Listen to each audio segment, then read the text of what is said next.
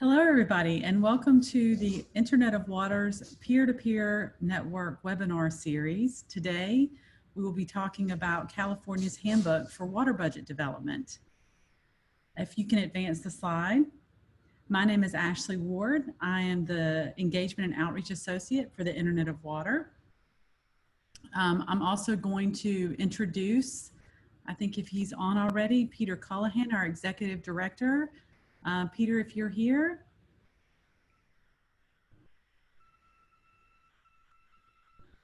Oh, he may not be on yet. Okay, so I'll keep going. So for today, just a few notes before we get moving on the webinar. We are recording this webinar and it will be shared with all of the participants via email and also placed on the Internet of Water website and our YouTube channel. If you have an administrative question, so for example, you're having trouble with the webinar or WebEx through Zoom or WebEx, please place those questions, administrative questions, in the chat, and someone from our team will respond to you and help you work out those problems. If you have a question for the webinar participants, however, please place those questions in the Q&A chat for the webinar. We will be holding all questions to the end of the webinar for the 30-minute Q&A session in which we will address all of the questions that are placed in that Q&A chat. But don't worry, if you have to leave for some reason and can't make it through the entire extended Q&A session, the Q&A session will also be part of the recording, so you'll be able to go back later and hear the questions and the answers to those questions. We'd also like to welcome you to extend this conversation over at the Peer-to-Peer Network Forum, and the link to that is placed on one of the final slides that you'll see today in the webinar. And then finally, our friends in California are continuing to take comment on the handbook, and they would welcome your feedback and comments. The links to that would also be provided at the end of the webinar. So now I'd like to turn it over to Kyle Anda, who is the data architect for the Internet of Water, to welcome our speakers and get us kicked off. All right. Hi, everyone. I'm so glad we're having such a big list of participants on here. So I'm just going to quickly introduce the topic and our awesome speakers. So we have 3 speakers today on this topic.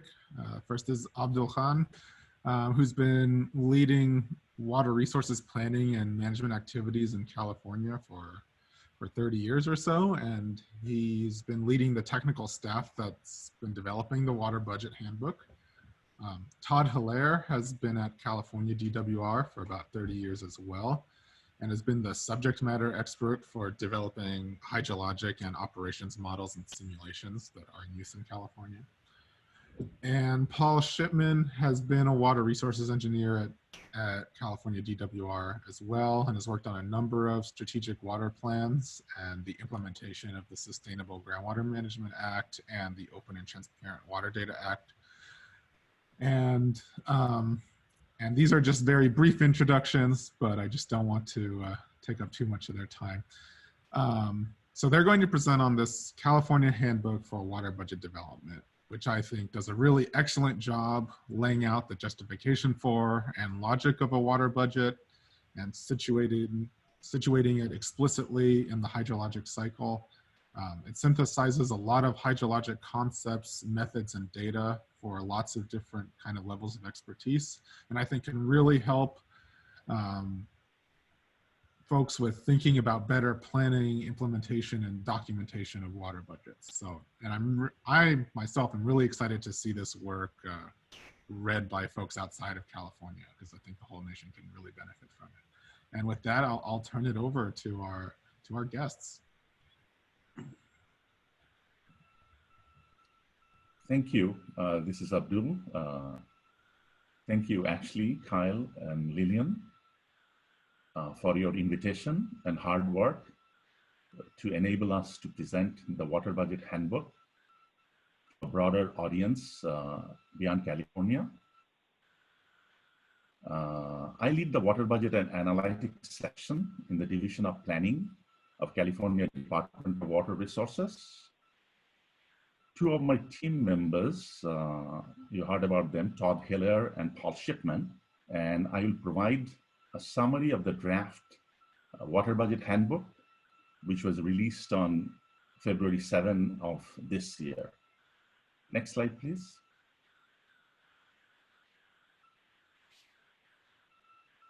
As shown on this slide, the work presented today is the outcome of a highly collaborative effort led by CADWR with input, feedback, review, and vetting from multiple CADWR programs, California State Water Resources Control Board, US Geological Survey, and academia.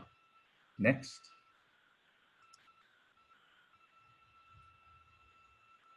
The purpose of today's presentation is to demonstrate how we can manage our water resources better using Water Budget as a comprehensive accounting tool.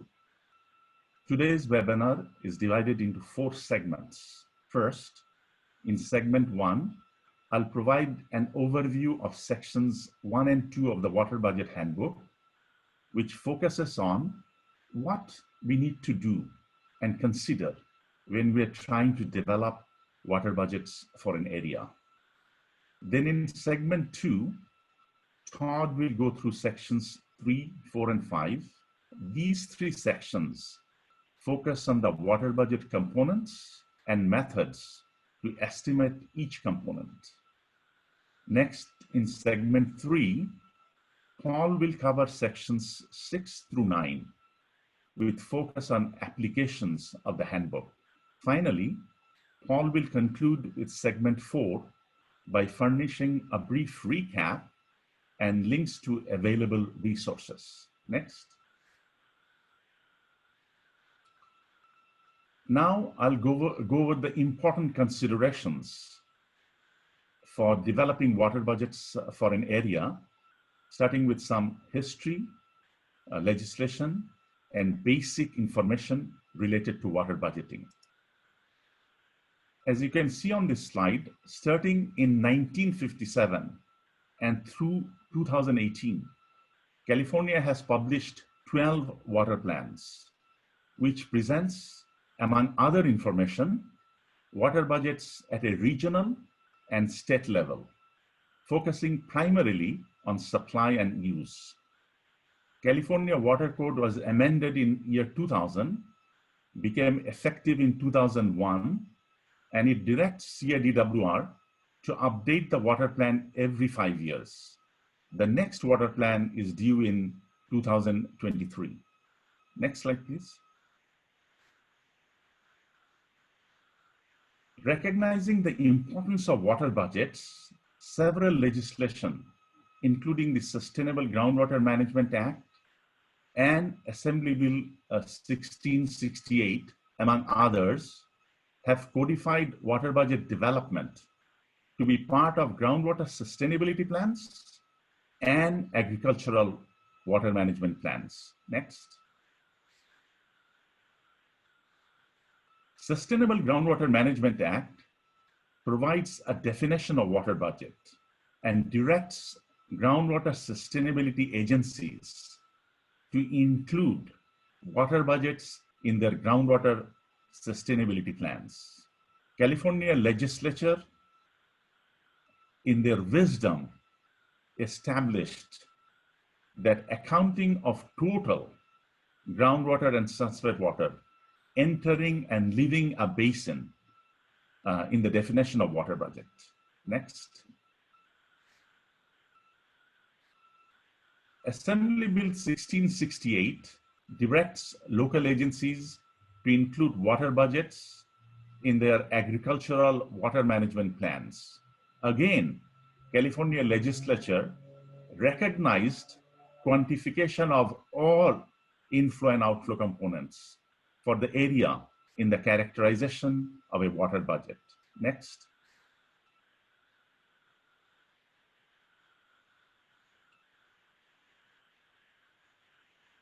Thank you.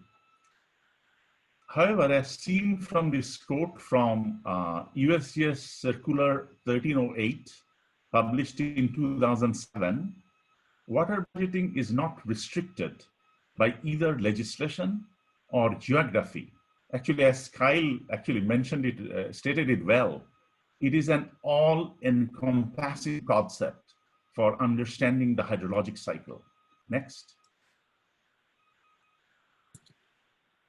The value of developing and understanding a water budget is in how it helps manage our resources in a much more effective way for both long-term sustainability and water resilience. Next. This slide shows a conceptual representation of water budget for an area. A water budget for an area is important because it provides an understanding of historical conditions and also how future changes to supply, demand, hydrology, population, land use, and climate may affect the water resources of the area. Water agencies use water budgets for a variety of purposes, such as water supply planning and also evaluating the effectiveness of management actions to ensure long-term sustainability of surface water and groundwater resources. In addition to the Sustainable Groundwater Management Act and water conservation legislation mentioned previously, recently released California Governor's Water Resilience Portfolio has actions recommending the development of water budgets as an integral planning component to advance water resilience in California. Next. The Water Budget Handbook is the outcome of 2 water budget pilot projects conducted by California DWR in Tularelecq and Central Coast hydrologic regions of California. Take-home lessons from these pilot projects and also through our interactions with California local agencies are recognition of several factors that are hindering the development of water budgets. Next. A critical challenge to understanding water budgets is use of inconsistent definitions for water budget components by both water agencies and water practitioners. In reality, the same term is sometimes used to different water budget components, while different terms may be used to mean the same water budget component. Next.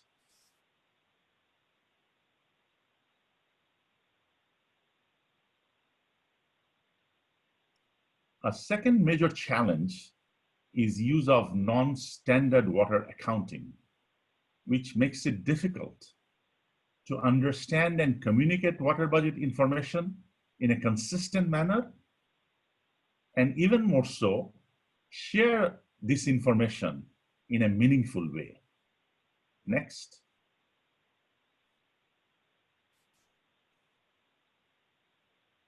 A third big challenge is poor documentation, which prevents creation of a knowledge base for use by other water resources practitioners and helping to build technical capacity within an organization.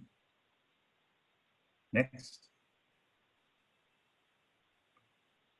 To address these various challenges that we identified, California DWR developed the Water Budget Handbook as a practical reference guide for the water resources community for developing water budgets for any geographic area and time period using either a modeling or a non-modeling approach. The handbook, in our view, fills a significant gap by systematically presenting relevant information water budgeting on water budget in a single publication. As also noted previously, this effort benefited greatly from collaboration with an extensive review from multiple DWR programs and also from US Geological Survey, the State Water Resources Control Board, and academia. The handbook includes the concept of total water budget, which I'm going to talk about in the next slide probably. Common vocabulary, water budget accounting template, decision tree for selecting an approach, and guidance on documenting water budgets. We believe the use of the handbook will facilitate consistent development and communication of water budget information by diverse water management entities. We also believe that the handbook will help reduce the cost of water budget development and documentation for local and regional agencies. Next.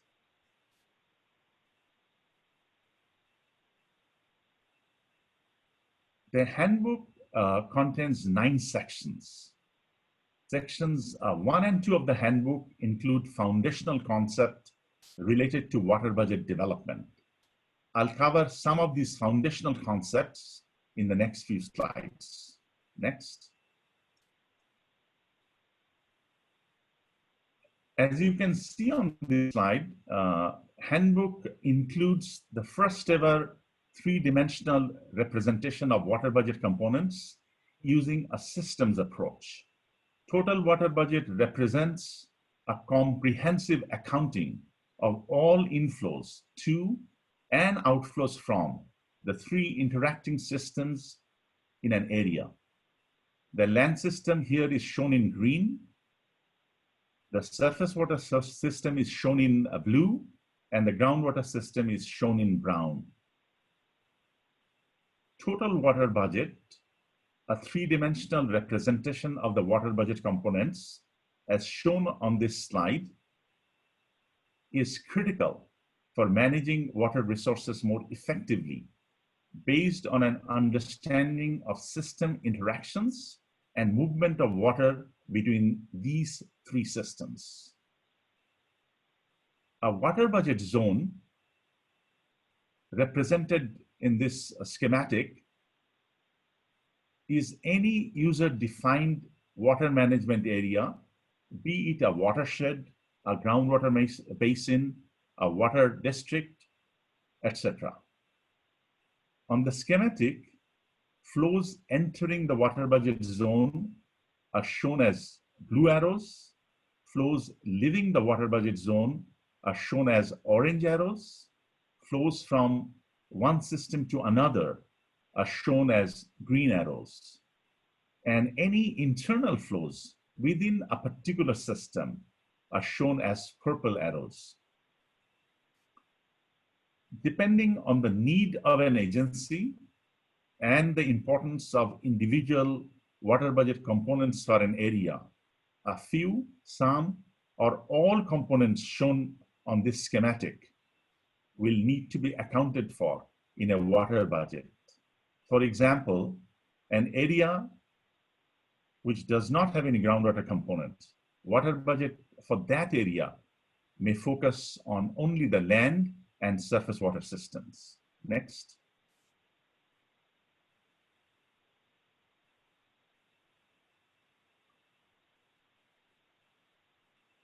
As we talked about common vocabulary, the Water Budget Handbook presents the first ever common vocabulary for each component of the total water budget, shown in the 3D schematic in the previous slide. And this common vocabulary, again, was developed collaboratively with vetting from multiple California DWR programs, California Water Resources Control Board, US Geological Survey, and academia. We believe that this common vocabulary will facilitate consistent understanding and communication of water budgets among water practitioners and water agencies. Next.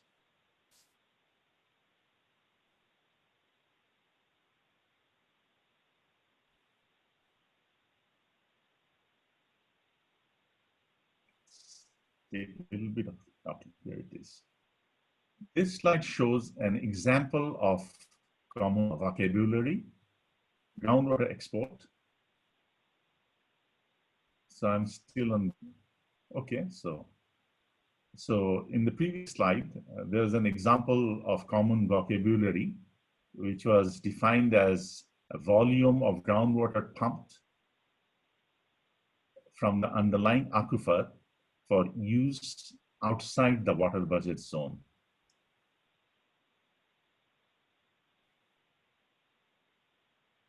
I think we moved ahead with one slide. Okay, that's fine. This is the correct slide.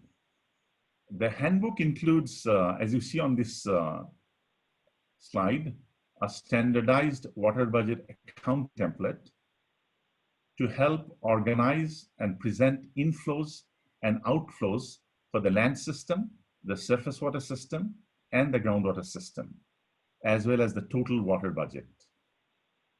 The associated templates for these three systems are shown on this slide, starting with the land system on the left and ending with the total water budget on the right. Total water budget is essentially the aggregation of water budgets of the three systems. This accounting template, in our view, will facilitate standardization, error checking, and correction of water budget estimates. Use of a standardized template will also result in improved communication and coordination with neighboring water agencies through consistent water budget accounting across boundaries. Next.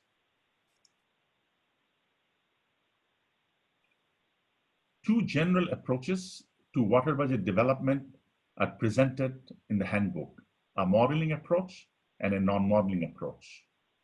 The modeling approach is the most comprehensive way of developing the total water budget for a water budget zone or an area.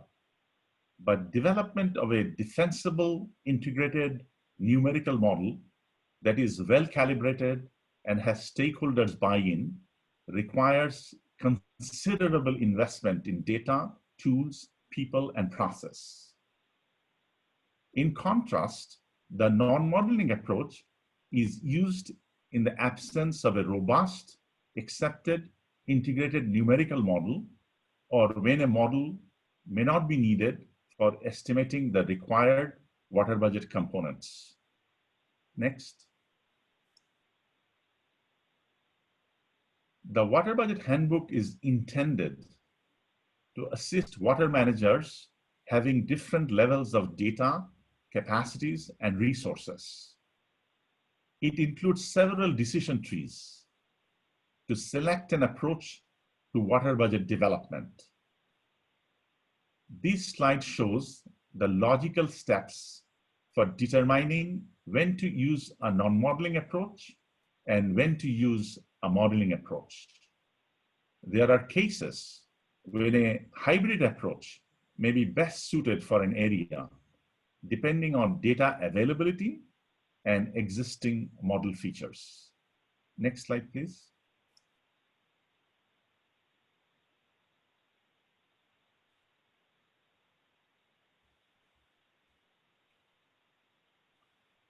Appropriate and sufficient documentation of water budget is essential for stakeholders, neighboring jurisdictions, and regulators to understand the basis of the developed water budget. And we have answered this big challenge, which then, in our view, will serve as a knowledge base for a water agency, facilitating staff development and succession planning. Documentation of water budget is important for both modeling and non-modeling approaches. And now Todd will cover segment 2 of the presentation. Thank you, everyone.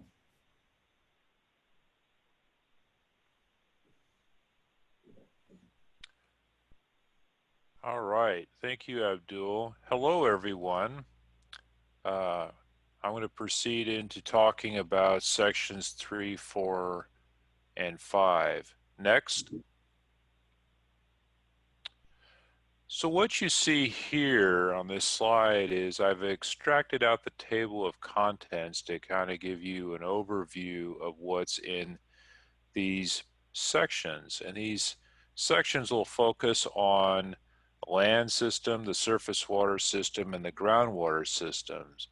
And in putting this together, we have roughly 36 water budget components, and we've assigned them to the different systems to create a layout here that if you're wanting to pick up and use the handbook to develop a water budget from start to finish, you could actually go through sections 3, 4, and 5 in order and develop that water budget.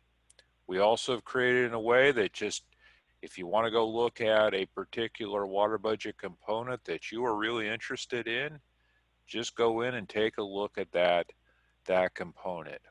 But what I'm going to be doing right now is I'm going to try to give you a flavor of the content through these sections. I can't dive into a lot of details with it, but I think the takeaway is you look at and go, wow, there's a lot of content and information that would help me in developing a water budget or water budget components. Next.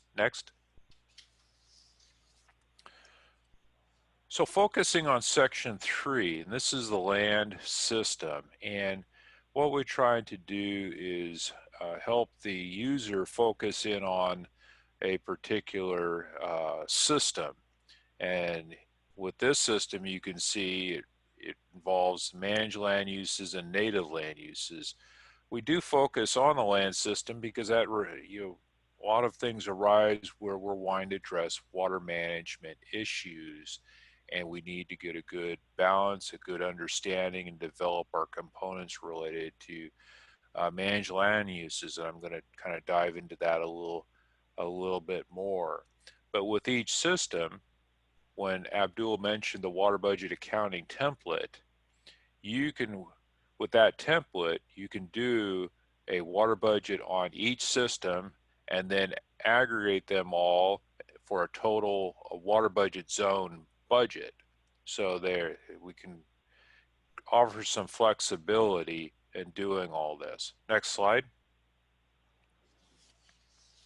So to help the user and to kind of focus in on the details of some of the water management, we are focusing on and trying to develop, diving into the details of the managed land use. In that, here definitely in California, and I know elsewhere, we have agricultural lands, we have urban areas, and we have managed wetlands, as you see in those schematics that are on the slide. If you're kind of curious, we do put water on some managed wetlands here in California, being a semi-arid environment, and we have things like the Pacific Flyway that we need to irrigate, put water on managed wetlands to create the right habitat. So that kind of gives you a little flavor of what we're trying to account for, and that affects water management. Looking at the agricultural land, you can see we have a term AW, applied water. And that's really, if you think about it, that's water use. How much water do I have to put onto that field? And this schematic represents all the things one would need to consider in addressing where does all that applied water go. And if using this, you could actually build all the components for each of these different sectors of use, and then that'll roll into your land system water budget. And I've found over the years that I've done many water budgets, and we do a lot of building up from the sectors of use, like using these schematics for each of the sectors. I want to point out in the urban areas, if you look at that slide or that schematic at the bottom, you'll notice we have urban AW, urban applied water, And we then break it down into a lot of detail. We include landscape, outdoor irrigation, we include indoor water use, we address wastewater, we look at even stormwater capture, where all that water can be treated and collected. It can go to things like manage aquifer recharge, and I'll highlight a little bit more what that term means in a few slides.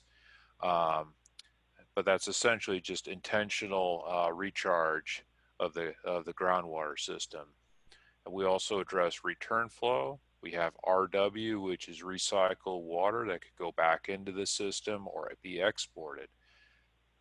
The takeaway here is we've tried to give quite a few components to address really how the systems function. You can choose, as a user, choose what you want to use or what accurately represents the system you're trying to depict.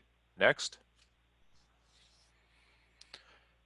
To help the user and to consider all this, we've provide some useful guides. And here is a couple of bar charts for agricultural lands and urban areas in terms of when we calculate applied water use and the things to consider.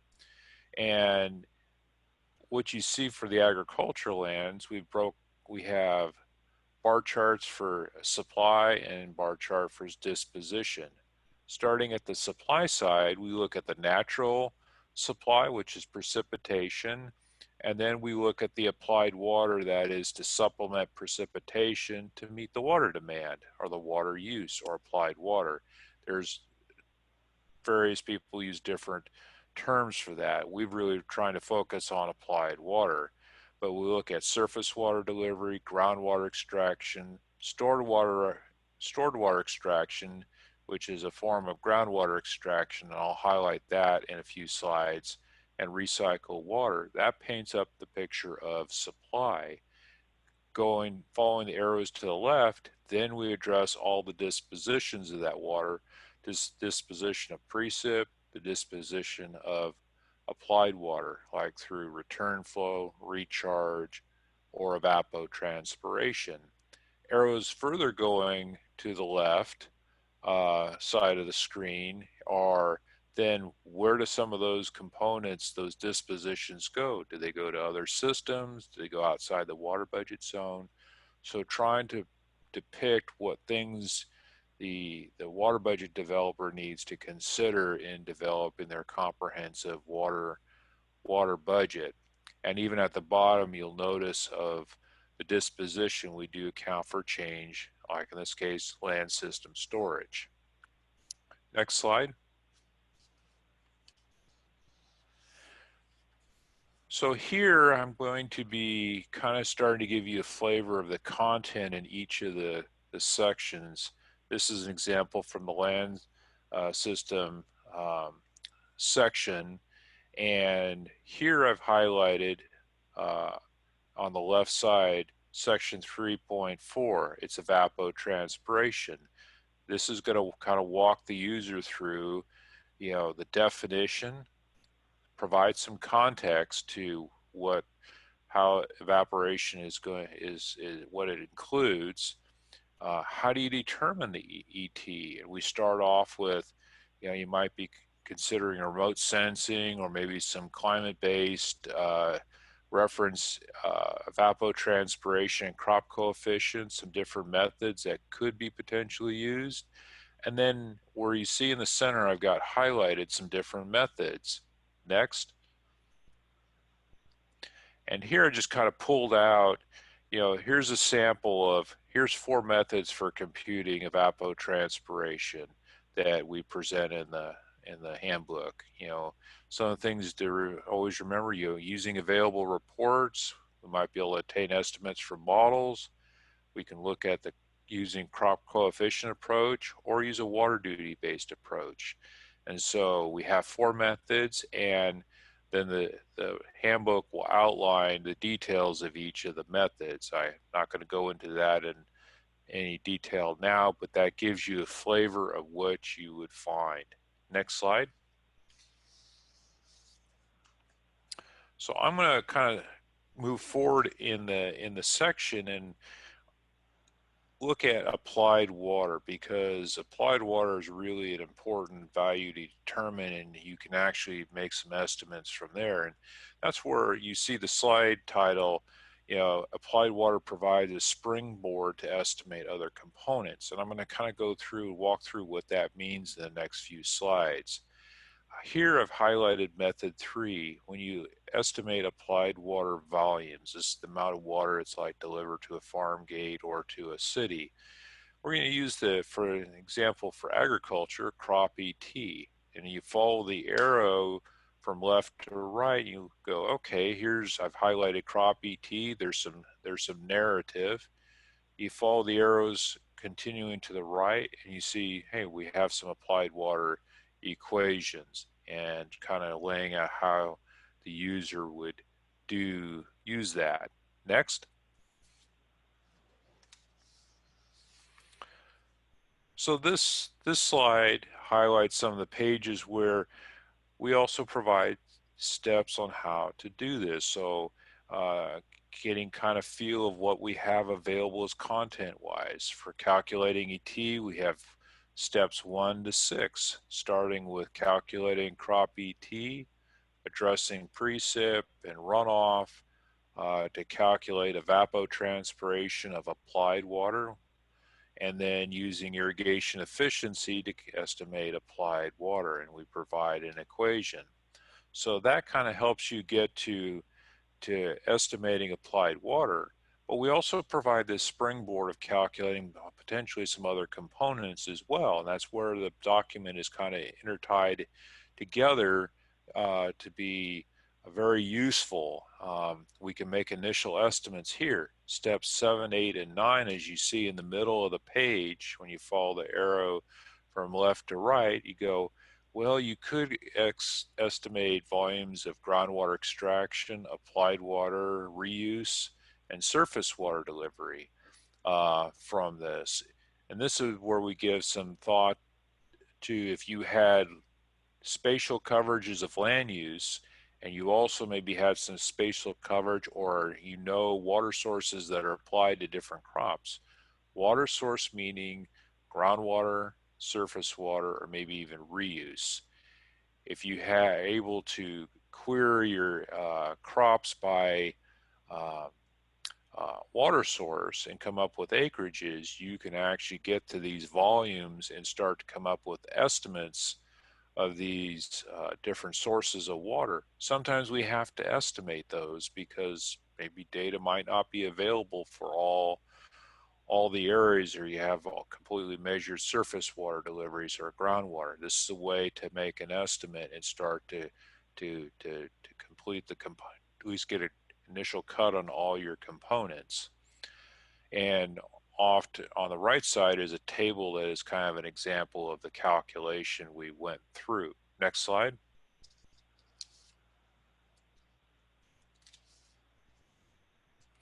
So this slide continues on with this discussion here.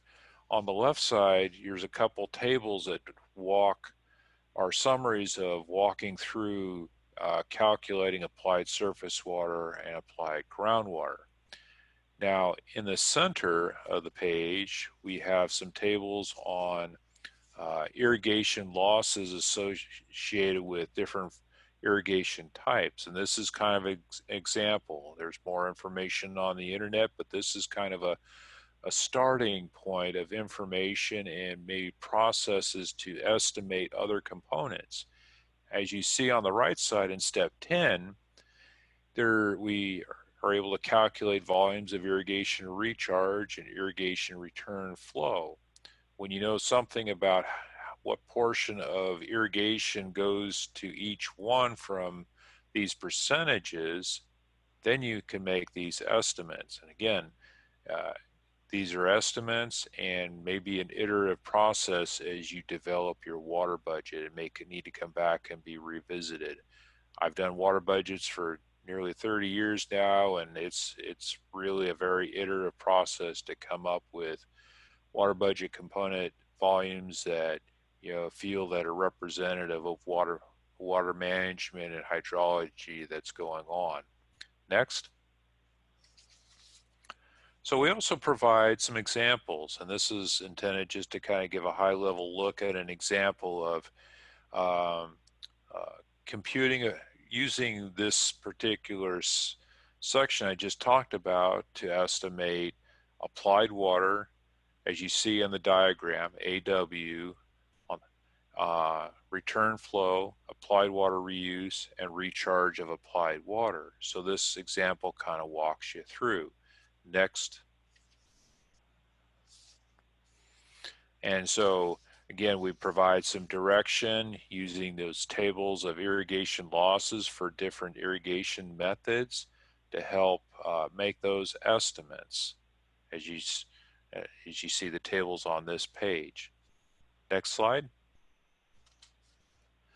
So finally on this slide kind of summarizes this discussion in that this page is kind of where we bring together, the kind of the assumptions, the information that's brought out from those tables to follow through with the calculation, so that when you see the area highlight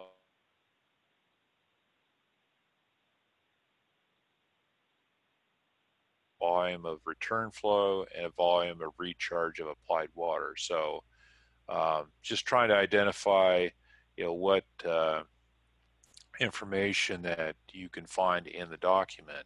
Next page. So section 4, we're going to kind of transition. This is the surface water system. Again, trying to then hone in on some very specific schematics, going from the very detailed water budget, total water budget, down to something, okay, here's all the stuff that I need to look at for this particular system that I can do, and I can also do a water budget on, looking at lakes and reservoirs, streams, and conveyance facilities that I have depicted and all the flows that interact. We also address change in storage. So this section focuses on this, and I'm going to highlight a couple of things with the content. Next. I'm not going to go into all the details of every component there, but what I want to do is focus on change in storage and mass balance error. And this is really important to understand each system. And here you can see an example, section 4.10 on the slide is change in surface water storage. That one's pretty straightforward. You might have a lot of data, and that will be a direct calculation with real data. Sometimes you have to estimate that. In a lot of cases, we try to prefer from doing kind of a little mass balance on that, but that might have to be done. So you can make that hopefully a direct estimate change in surface water storage. And then if you're able to do that, then we go back and check for overall mass balance error for your system budget and maybe even your total water budget by looking at the inflows components, subtracting out your outflow components, and subtracting out your change in either surface water storage or your change in water storage for your water budget zone. In theory, that should be all equal to 0. It really never is. What you hope to do, and this would be what you call your mass balance error, you want to minimize that, and that would cause you to go back and take a look at how well did I compute each of the components. Maybe I need to go through and reiterate and re-estimate and look at different things if you have a very large mass balance error. But the best thing to do is try to independently calculate everything so you can see how how it balances out. Next slide. Moving on to section 5. Now we're focusing on the groundwater system, and you kind of remember the brown groundwater system from the total water budget. Here we're focused in on that. We're looking at the flows that interact with it. A couple things to note. You look at, we're still counting for changing groundwater storage at the bottom of the schematic. We also have added a term like water release caused by subsidence. We have this in California where with groundwater extraction, and there's some clay zones within an aquifer, those sometimes may compress and release water, and some may try to make an estimate of that, and we give a component there that if that estimate is made, you can plug that in here. So the idea is we've tried to provide a comprehensive framework to capture water budget components that are important to understanding water management in any area. Next.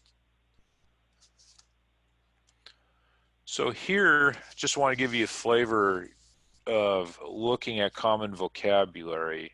Abdul mentioned this up front. Here we looked at terms that represent recharge. We saw terms recharge, depercolation, percolation, that was representing water moving from the surface down into the aquifer. With our technical experts, we kind of concluded that really recharge was the best representation as a term. It also plays into another term I'll talk to you about in just another slide or so. So we look at recharge of applied water and precipitation as a component, and this component can be really broken down into recharge of applied water and recharge of precipitation. And what you see on the center and the right side of this slide highlighted is we calculate those independently because there's different functions that drive those, so there's a whole process to calculate those. Next. Then we look at a few other terms that we have defined, and this is you see highlighted as section 5.6, manage aquifer recharge. This is where that recharge comes into play again. And in this term, we're really trying to represent that water that's intentionally put back into the ground. You know, you have irrigation that goes on, but they may apply extra irrigation for a purposeful recharge, or they may have percolation ponds or recharge areas. We're intending to capture that water that's actually intentionally put back into the ground. You know, there might be water banks or some kind of program to do that. We want to be able to capture that as a part of water management. What you see in the center, I've highlighted as section 5.7, stored water extraction. And that's where a lot of these programs will have an accounting of, if you put water in the ground, well, you're going to take a part of that water back out. And so there's an accounting, and we want to be able to plug that accounting into our water budget components instead of just lumping it with groundwater extraction. So trying to give people flexibility of how they can account for and represent their management of their water. And then in section 5.9 is stored water export. The idea is that this captures water that's recharged within a water budget zone, but it's actually exported for use outside that water budget zone. So capturing those details instead of having to try to figure out how to route it through the water budget zone and components. Next. And again, going to focus on change in storage. In this case, is changing groundwater storage in section 5.10. You know, again, the idea here is if we can independently calculate change in storage, this really helps with our mass balance error assessment. And here we provide a few methods to do that.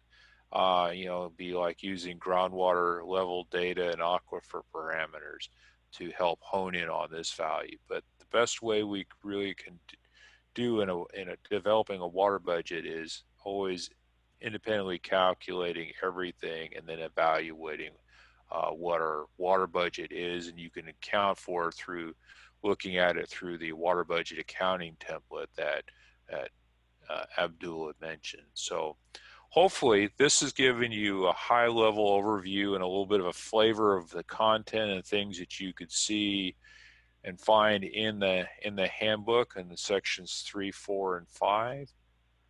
Next. Now I'm going to pass it to Paul Shipman to talk about applying the handbook to modeling and non-modeling approaches. Thanks, Todd. So you guys have heard about kind of some basic concepts in terms of water budgeting, as well as what the handbook has for estimating the components. Talk about the third section, the third part of the handbook. Is section 6, 7, and 8. These sections provide some case studies and how-to guides to help people who are trying to use the handbook in actual situations. We'll start with section 6, which provides a case study non-modeling approach. And we'll also talk about section 7 and 8, which include guides to use for people using some of the more commonly used integrated water models here in California, how to translate those from those models into our standard accounting template. So first, in section 6, we took the concepts provided in the handbook and applied them to a real location in California. As you can see in the image on the right, there's the location we applied it to. And we walked through the area, kind of documenting what was in the area and what resources we used to create a water budget. And then we provide the full worked out example of developing a water budget and documenting it. Now it's important to note we only did one iteration here because it was provided for example purposes. You wouldn't want to actually use this water budget for the area. You'd want to do additional iterations and outreach to locals in the area in order to compile a more complete water budget. But it was intended rather to provide an example of using these techniques, how can you document and explain what you did, and then put it into the water budget accounting. Now, when you look at this section, you will notice that some components are broken down into subcomponents and some components don't show up at all. That's because when the accounting template is meant to be flexible to use what you, to be able to adjust what you need.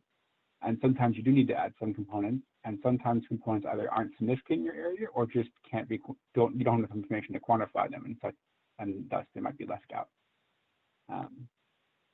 So if you're compiling your own water budget for your area and you're stuck on what to do with something, I'd recommend looking at section 6 and how that was handled in the example. Section 7 provides an example of using the integrated water flow model, which is a commonly used integrated hydrologic model here in California. In this section, we walk through each component, how you can extract that data from a developed integrated water flow model, and any other considerations you might want to have, like say, the component, if the model doesn't calculate it in this way, it calculates in a different way, how you can then extract it from, comparing a few different terms.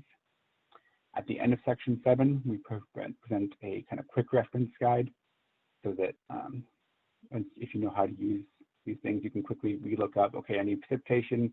These were the columns I needed to grab out. This is designed to help make it easy if you already have this integrated flow model to extract the information in a way that matches the templates we provided. Similarly, for section 8, we do the same thing for model flow ohm, which is another commonly used model here in California. One thing I do want to note, this was based off of model flow ohm 1. Since the release of this handbook, USGS has actually released model flow ohm 2, and I believe Scott Boyce has provided some links there in the chat if you're interested in learning more about the differences between model flow ohm 1 and 2. But similar to the IDFM model, we walk through components and talk about the various columns which you'd want to extract from the model in order to develop the various components in the water budget accounting template. We once again provide a quick reference sheet at the end of the section. Finally, section 9, the data resources directory, which is a catalog of data sources that we developed to help develop water budgets. We noticed when developing sections 3, 4, and 5 that there was a lot of sources in there, and they could, a lot of them were the same for different components because different sources can be used for many components. I thought it might be, difficult for users to navigate through that. So we developed this data resources directory where we list components and then also information related to them. We have, so for example, if we want to estimate evapotranspiration, you could look at your schematic, identify evapotranspiration you want to estimate, go to the various sections, look at the available resources, or you can use data resources directory. Is another way you can, go through, find about transpiration in the reference table, and look where the dots are places where there's a source available that might have information that might help you estimate that component. Here we have 3 highlighted: Alexi, the California Water Plan Water Portfolios, and Spatial CIMIS. You can see that for every component in the Water Budget Handbook, there's a column, and then for every data source in the data resources directory, there's a row. This is not necessarily complete. These are the components these were the data sources that we could find and characterize. There are, I'm sure, many, many, many more data sources than are in this handbook, and we'd love to expand this over time. Each data source does have its own single one or 2 page sheet of summary information that's meant to help you navigate that resource and get more use out of it.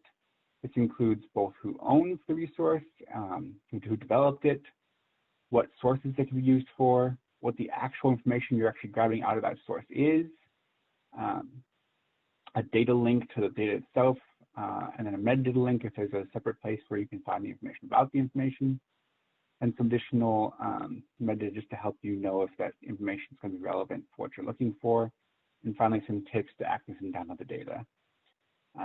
These sheets are intended to be hopefully helpful when you're navigating them, although as it's a printed form, they will become, some of the links will break over time, but we have included we have an errata process to update those links when we can. And now I'm going to summarize kind of the information we've learned here through a few common questions and provide some additional resources if you have more, if you want to learn more. So, how could the handbook help me if I want to avoid double counting when creating a water budget? As we talked about in section 1, we have the standardized accounting template and the common vocabulary that are designed in such a way that if you use them as in the handbook, they'll ensure double counting doesn't occur. Double counting is a really big problem we saw in a lot of water budgets, and it's actually easier to do than you might think. So how can the handbook help me if I want to decide whether or not to develop a model to estimate a water budget?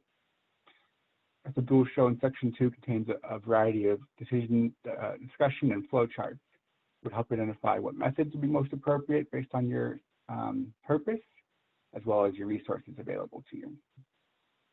How can the handbook help me if I want to document the water budget work that I've done, but don't know what information I should record? This is a problem a lot of people, I think, run into. I know I've run into that myself. And so we did include a section at the end of section 2, where we talk specifically on what kind of documentation should be provided in order to increase the understanding of a water budget and a knowledge transfer for future people looking to use that water budget. What if I want to estimate water budget components? As Todd talked about, sections 3, 4, and 5 contain multiple methods, sources of information, steps, and examples for estimating water budget components. How can the handbook help me if I want to find examples of applying the water budget standard accounting template in a real physical setting? Section 6, as we talked about, has that example of developing a water budget for an actual physical area of California, and how that might play out when you have limited data or not everything that you would like to have available. How can the handbook help me if I want to use one of the 2 most commonly used integrated flow models in California to develop a water budget? There we have section 7 and 8, which again have the quick reference tables and detailed instructions for how to develop a water budget based on either IWFM or Mod4Loam version 1. How can the handbook help me if I want to develop a water budget but cannot find appropriate data sources for various methods? Section 9 has a detailed list of resources and a cross-reference table that will help you easily identify sources of data for water budget estimation. Finally, you might be wondering where you can find the handbook. So the handbook is currently hosted on PWR's groundwater management website underneath data and tools. There's a reports tab where you'll find the Water Budget Handbook. Also from there, you can find a little bit of other information, including frequently asked questions page, as well as our Water Budget Handbook story map, which talks about what led to the development of this handbook and why we think it's really important to have this handbook out there to help people who are working on developing their water budget. And if you're interested in any of the templates or data from the handbook, those are available also on our California Natural Resources Agency Open Data Platform. You could go there and search Water Budget Handbook, and you'll come to this result. There we posted all the Excel templates for the various sections you'll find within the handbook.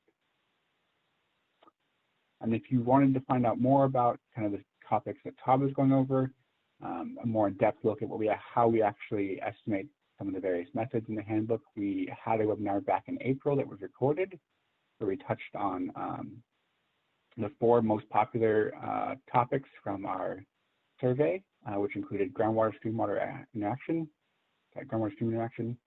groundwater extraction, change in groundwater storage, and evapotranspiration. That link will be available, I think it's likely posted after the webinar. And finally, as was mentioned, we are seeking feedback.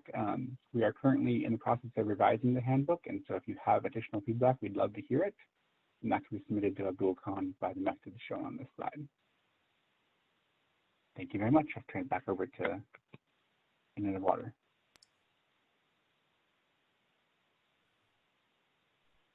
All right, thank you all so much for that great presentation. So now we are going to start the Q&A session.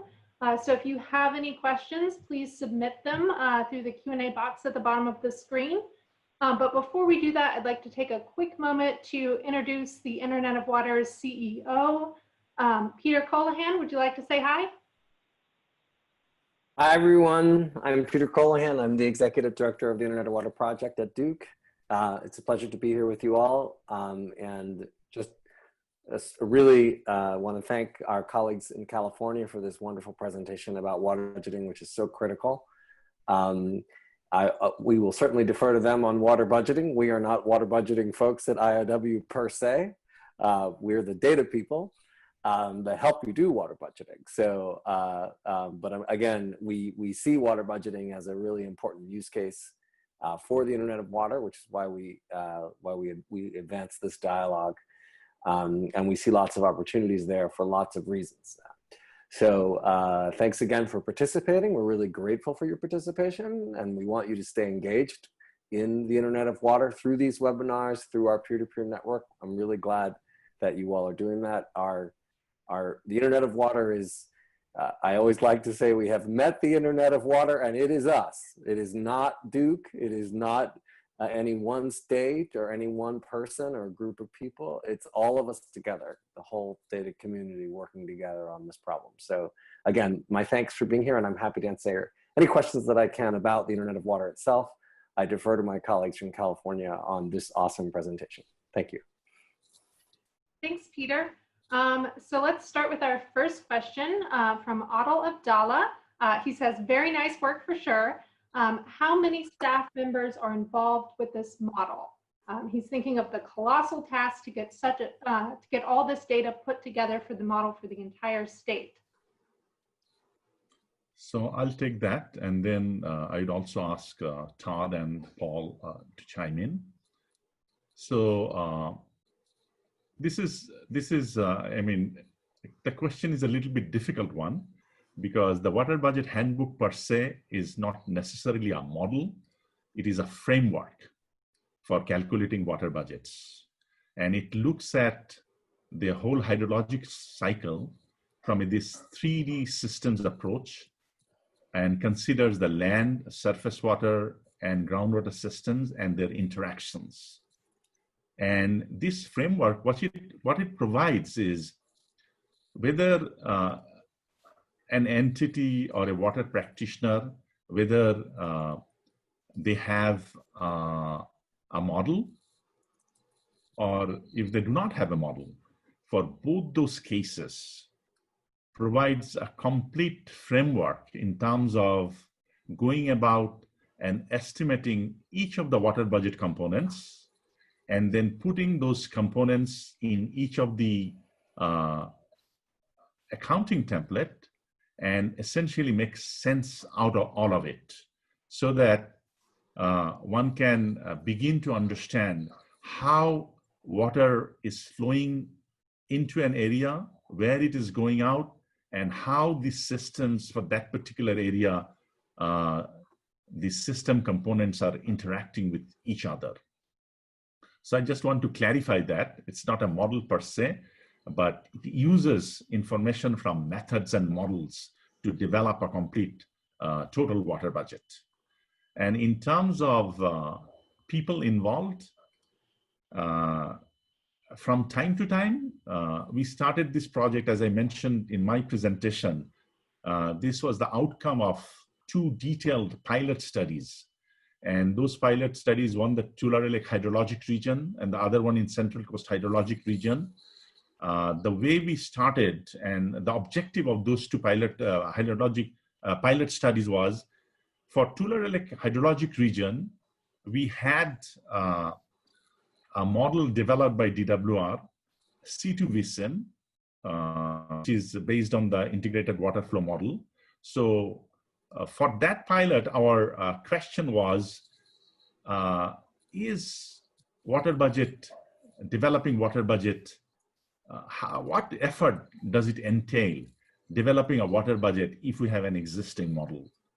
And it was not a straightforward answer, because we had these reams of tables of outputs. To make sense out of that was tough. And the second pilot, the Central Coast hydrologic region pilot, was trying to answer a different question: is if a particular area and did not have a published integrated hydrologic model, how do we then go about developing water budget for that area? So that answering that question was also equally difficult. And once we sort of recognized, and I mentioned those 3 big challenges: common vocabulary, absence of a standardized water accounting template, and absence of a clear guidance on how do you go about and document the water budget you have developed. That basically seeded the idea that water resources community really need something like the Water Budget Handbook to basically be able to use existing data and information or existing model results, output and inputs, and be in a place where you have this sort of reference guide where you can go and start developing water budgets. So it's a colossal task, because we started probably in 2015 or 16. And from time to time, a lot of folks were involved within DWR. Paul, myself, and Todd, we were involved, from beginning to end at this point.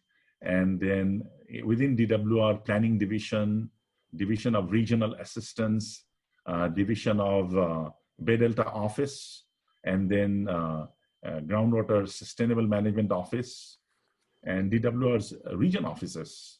So it was a lot of effort. There was a core team, but there was also an extended team,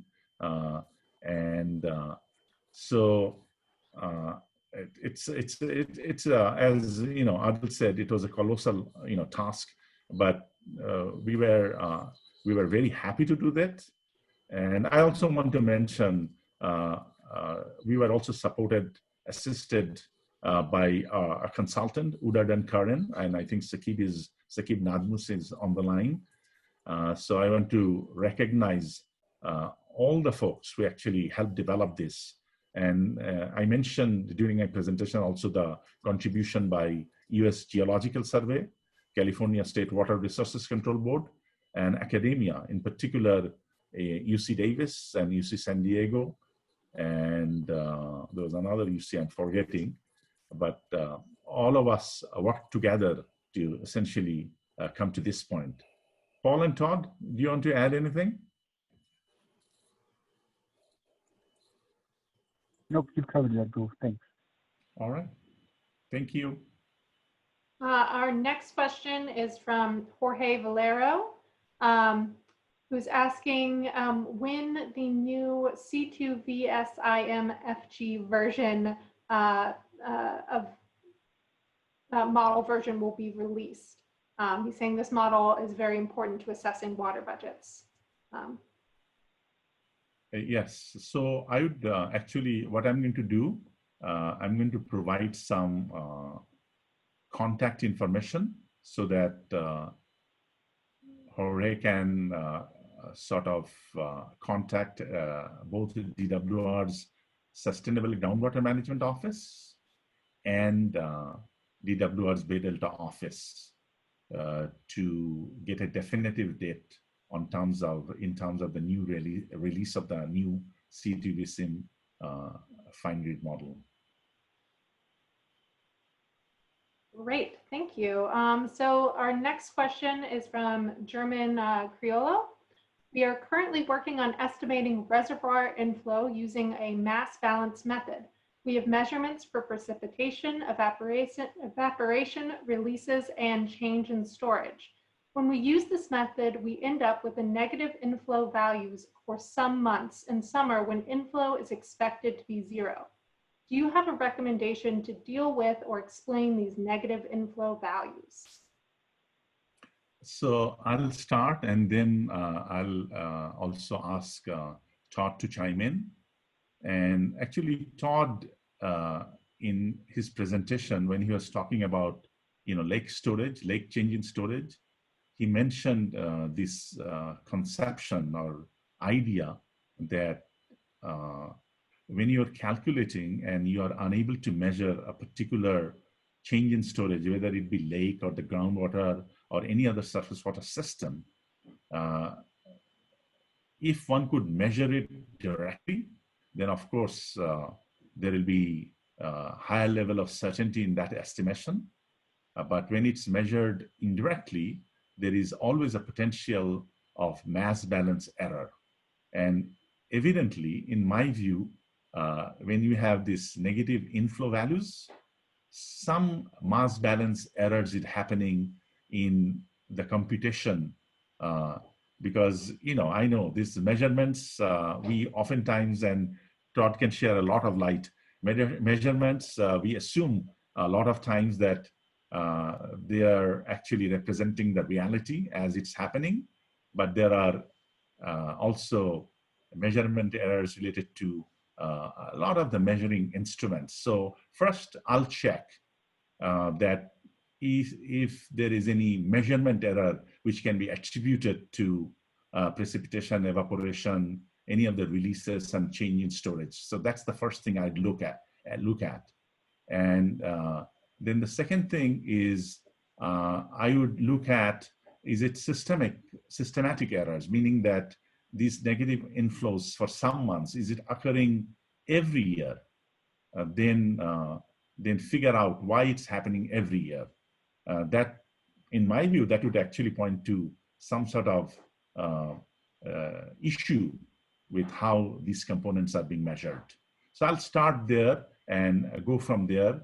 And then I would, Todd, could you chime in based on my responses and if you have any additional thoughts?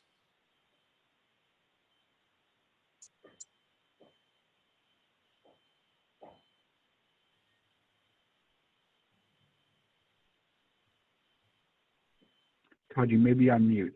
We're not hearing you. Todd? Yes, thank you. Sure. Yeah, I know I've worked on a couple of projects where we've had issues with balancing out, reservoirs in terms of trying to get close to a mass balance error of 0, and it's sometimes difficult. We've found that there are some potential error bands or uncertainties with data that you're using, and that's where you gotta sometimes have to go back and look at, well, how good are my change in storage, your releases. There's some uncertainties associated with each, and one of the ones that we found was difficult was evaporation when we were doing our studies. So I would kind of go back and look at how all those are estimated. You know, in the case of what we looked at, we had some evaporation values that were correlated from another source, and that introduced a greater error. We also found that when we started looking into the numbers, we also had seepage issues from the reservoir as well. So I don't know your exact situation, but go back and suggest examining those, what your sources of evaporation data are, if they're kind of a pan evaporation that's read from the reservoir, or more of a maybe a calculated evaporation. That could be part of your data, especially if it's consistent. You might have consistently high or low evaporation, or you're applying evaporation rate with a lake coefficient that you might need to look at. Those are things we found were some issues involved in our data sets.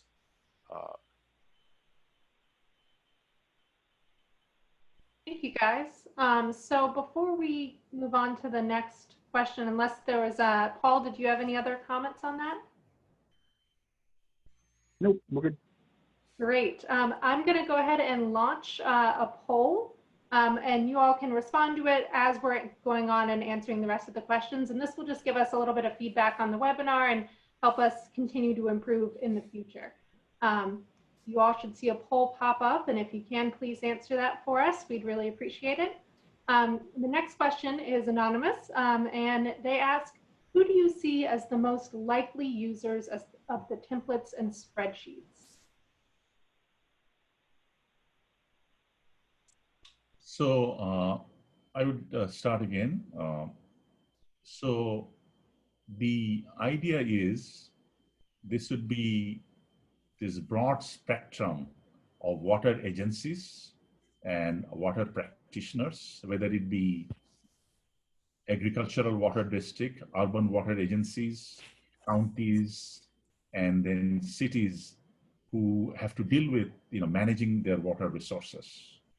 And the way we constructed the handbook, one can start at any place in terms of their knowledge base and resources available, and then gradually improve upon developing expertise and skill set and capacity. So in a nutshell, this is in our view is a comprehensive resource which can be used by any entity who are dealing with managing their resources, water resources in particular, more effectively for sort of long-term sustainability and resilience. Todd and Paul, you want to add anything?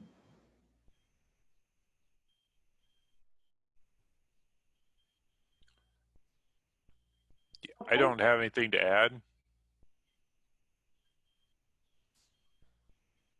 Okay, let's move on to the next question. How to deal with certain components that are not directly measurable or inferable. For instance, groundwater loss or gain. Todd, you want to take that? Then I can chime in after your answer.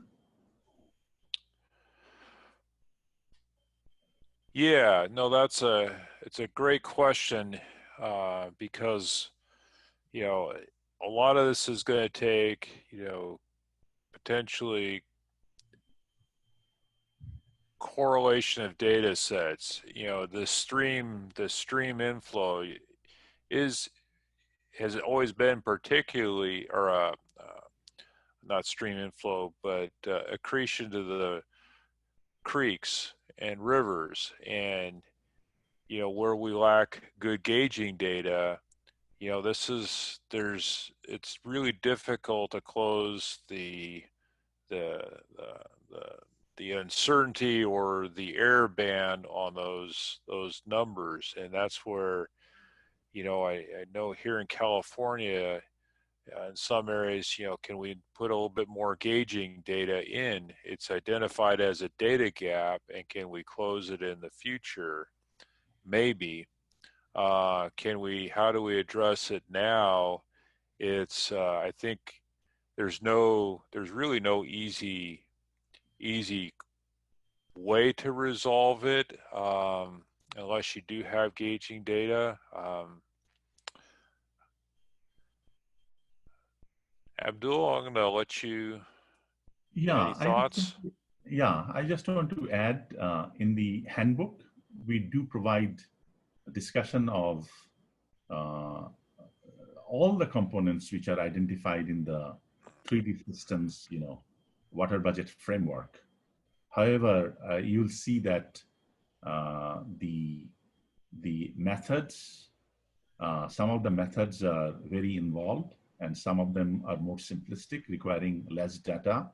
So as Todd was, saying that as we have more data, we'll be in a better place to estimate these components more accurately, which will then result in better water budget for an area. But as an aside, I just want to note that there was a assembly bill passed in California, Senate Bill 19. This was passed in 2019, last year. And this essentially directs the state, in particular, California Department of Water Resources and State Water Resources Control Board, in terms of coming up with a plan, deployment plan, and focusing on sort of how can we activate existing gauges that have gone line because of lack of funding or for any other issues. And one of the things, at least for California, we need to be aware of, 50% of the existing stream gauges are currently inactive. So once we start this process of having more stream gauges activated and measuring, the stream flow data, for many of the components, we'll be in a much better place in terms of improving our accuracy in estimating, especially this interaction with stream and the other systems. Thank you. Thanks. So our next question comes from Randall Hansen. What is the possible time frame and plans for updates of the handbook to account for recent advances in integrated hydrologic model codes, such as the MFOWHM and IWFM? Will there be periodic updates, and will these also include climate change projections? Hi, Randy. Thank you for asking this question. Randy and his USGS colleagues. Randy is retired now. He is the original architect of ModFlow model. And thank you for asking this question. And so the way we are looking at, if you see in the Internet of Weber, Internet of Water, the forum, I actually sort of started a forum or a blog in terms of sort of continuing this discussion. And you will notice that the way we see the handbook, we see it as a living document. It is a perpetually to be improved, framework and handbook. So with that, I'm going to say that whether it's be ModFlow, whether it be IWFM, as those are advanced and updated, component which relates to those in the handbook, those will be updated as well. And Randy, I'd really appreciate if you and Scott and your folks can actually, I would appreciate if you can send your sort of suggested edits for, in particular, section 8, which deals with ModFlow We have ModFlow version 1, tackled there. But any edits you can suggest so that we can update it for ModFlow version 2, our whole team will greatly appreciate that. So in terms of these updates, this is how we are looking at it. For the current version, we are in the process of reviewing all the comments, and once we receive comments from you, we'll go through a process of revising the handbook, and it will go through an internal California DWR review process through our colleagues at DWR, various programs and divisions. And then once that is completed, we'll go through a DWR executive and California Natural Resources executive review and approval process. And then we'll sort of publish an updated version. And our current timeline is probably it's going to happen June of 2021. That's just a ballpark. Originally, we were hoping that we can do that by the end of this year, but realistically, COVID-19 situation and a lot of other different issues basically derailed our original timeline.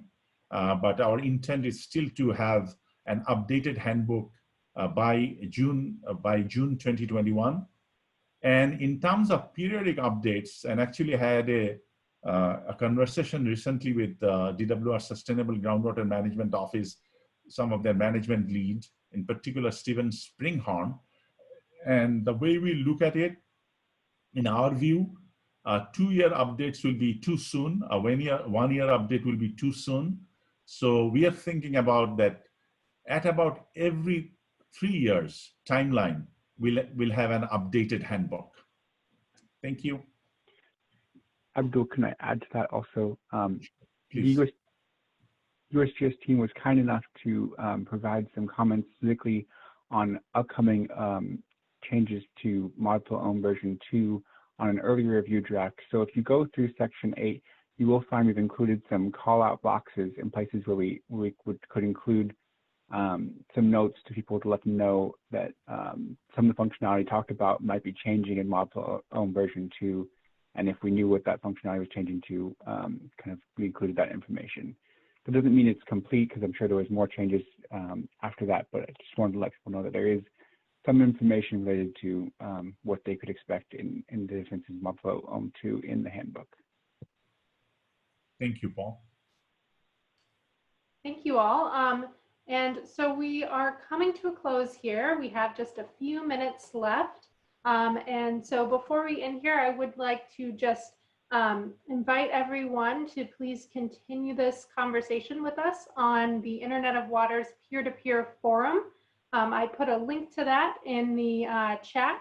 And so Abdul has already put a post, as he mentioned, up, so you can reply to his post to continue that conversation. Anyone is able to post in this public channel on the forum. But if you are a member of a state agency or a local agency, a tribal government, a river basin commission, or water utility, you can actually join the peer-to-peer network, and there's some additional chat channels that you can participate in. So in our last few minutes here, maybe we can answer one more question, and we can continue with these questions on the forum after the webinar. So let's answer this one last question from Mahesh. Do we have spatial curve number data for the state?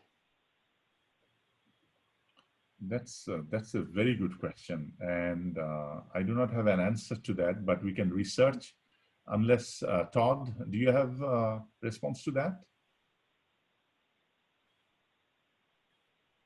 Well, I guess I need a little more clarification. Spatial curve data, are we not quite sure what the question is relating? Help to calculate the runoff at spatial scale in other processes. That helps. So I'll give you an example, Todd, for clarification. Like, remember we have the special CIMIS data for ET? So basically the curve number, depending on the particular geographic region of California. Let's say California has a suite of planning areas and a suite of hydrologic regions. And then we also have the DAU county construct.